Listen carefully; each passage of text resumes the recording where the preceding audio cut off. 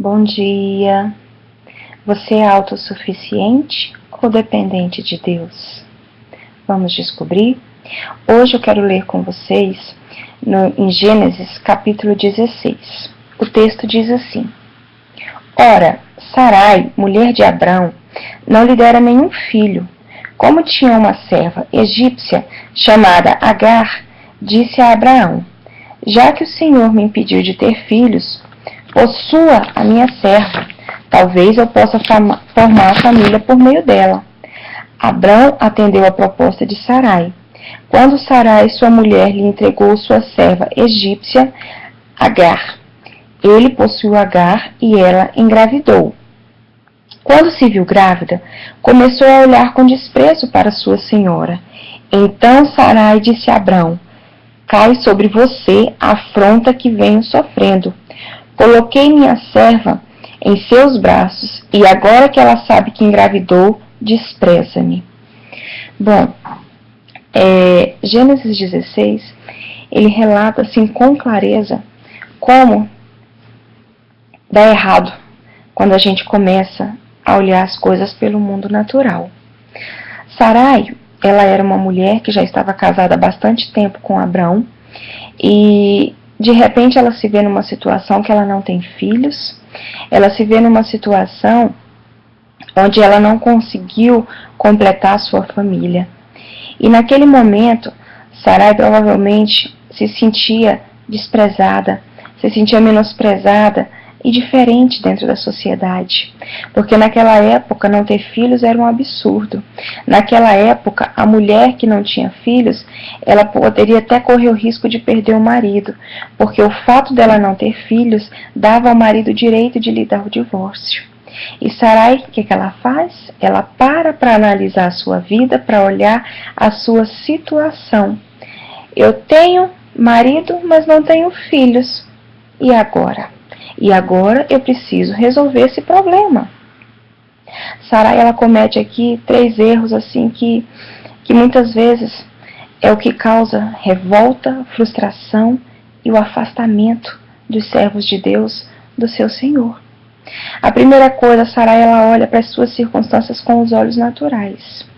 Se vê estéril, sem condições de ter filho.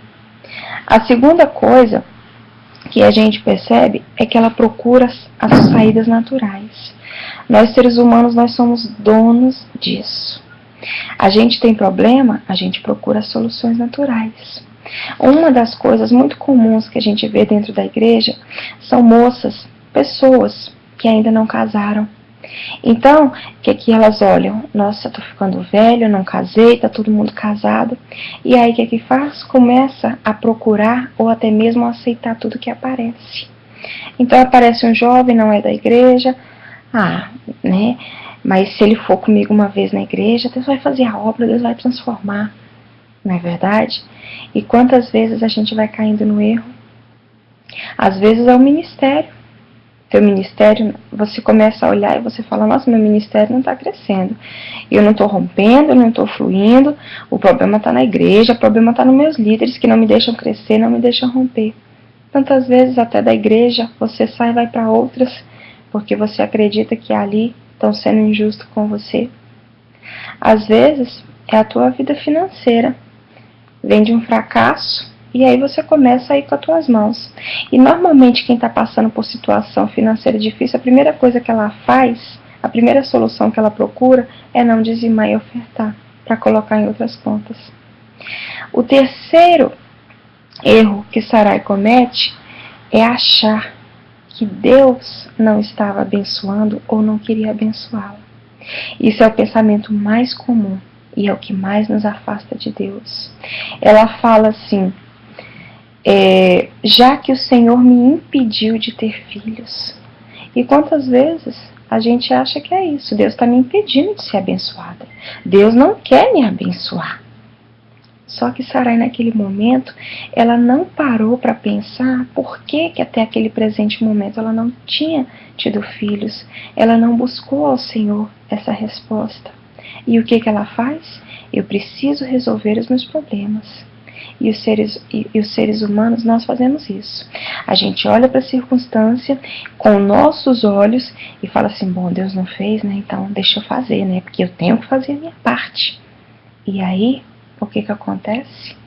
Acabamos tomando atitudes erradas, acabamos fazendo coisas que às vezes carregamos para o resto da vida as consequências. Sarai, ela começa a olhar para sua limitação física, ela começa a olhar, já estou ficando velha, eu sou diferente dentro da minha sociedade porque é um absurdo mulher não ter filhos, e se eu não tive filhos até agora, eu não vou ter mais. E ela continua. E a palavra continua. Abrão atendeu a proposta de Sarai. Esse Abrão atendeu a proposta de Sarai, ele chega a ser assim, o cúmulo do absurdo. Por quê? Porque no verso anterior, o Senhor Deus fala com Abrão e fala assim, vou te dar filhos, vou te dar herdeiros, e não será de outros povos, será gerado de ti. Mas Abrão simplesmente concorda em ceder às vontades de Sarai. E eu fiquei pensando, mas como que ele cede isso? Sabe por que ele cedeu? Porque Sarai, quando chegou a Abrão para pedir isso, ela já estava tão determinada, ela já estava tão obstinada, que com certeza ela chegou de uma forma, uma pressão tão grande, que Abrão preferiu não discutir com ela. E nós somos assim. Quando nós olhamos para nossas circunstâncias, quando nós não cremos mais que o Senhor pode fazer as coisas por nós, ou quando nós até acreditamos que Deus já está contra nós, nós somos obstinados em conseguir o que queremos, não importa o que se faça. Então, o que ela fala? Abrão, toma, pega Agar. E a palavra continua. Quando isso aconteceu, já fazia 10 anos que Abrão, seu marido, vivia em Canaã. Foi nessa ocasião que Sarai, sua mulher, lhe entregou sua serva egípcia Agar.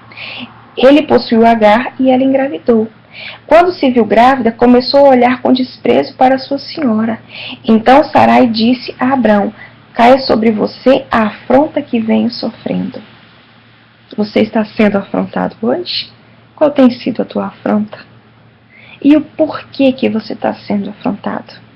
Você está sendo afrontado porque você foi tão fiel ao Senhor, tem permanecido tão firme, e o diabo ele fica te querendo, né, te perturbar ou te afrontar pela tua fidelidade?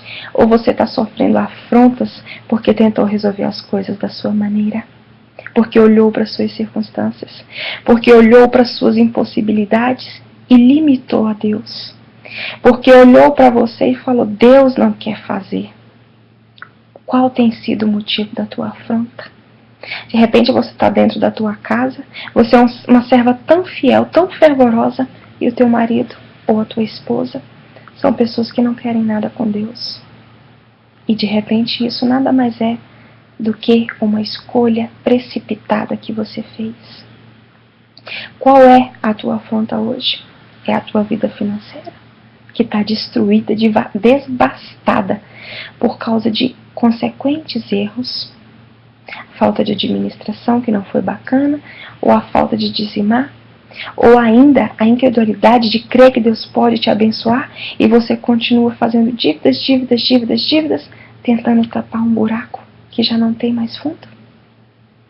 Ou é o teu ministério? Qual é a afronta?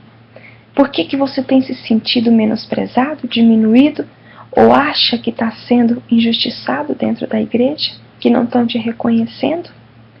E com isso, você está à procura de outra igreja? E com isso, você se levanta contra os teus líderes e fala contra eles e os amaldiçoa? Porque se sente afrontado? Será que realmente você estava procurando a melhor forma quando decidiu agir dos teus braços? E será que a tua melhor forma realmente é aquilo que pode te abençoar? Nós temos um Deus tão poderoso, tão grande, mas o que a gente faz?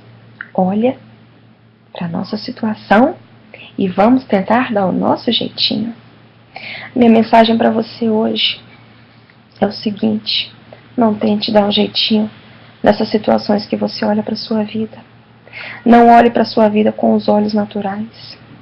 Quando você olhar para a sua vida, Não se olhe dentro da sociedade, da comunidade que você vive. Porque se você olhar a sua vida dentro do contexto que você vive, muitas vezes você vai se frustrar, você vai se magoar e se revoltar. E eu quero te dizer que a tua mágoa, a tua revolta, não vem porque Deus não está te abençoando. A tua mágoa e a tua revolta vem porque você deixa de acreditar em Deus. Só que eu quero te dizer uma coisa. Os escolhidos de Deus, os separados de Deus, não têm um contexto dentro da sociedade. As suas vidas são marcadas por histórias de milagres. Quem está na presença de Deus tem a sua vida marcada por histórias diferentes. Você não é igual a todos, por isso a tua história é diferente. Sarai naquele momento se precipitou, não buscou em Deus uma direção. Ao contrário, Rebeca, quando teve no seu ventre Esaú e Jacó lutando, o que ela fez? Ela foi orar. Ela não teve nenhuma atitude precipitada, ela foi perguntar ao Senhor, Senhor, o que está acontecendo? E naquele momento Deus trouxe a revelação. Então, se tem alguma área da tua vida que você acha que está demorando, que está difícil, até mesmo que não vai chegar a bênção, que você não vai ser abençoada, pergunte ao Senhor, Senhor, qual o teu propósito? Porque Ele tem um propósito. Ele tem um propósito na tua vida. Então pergunte ao Senhor, busque no Senhor essa resposta. E não olhe para a tua condição.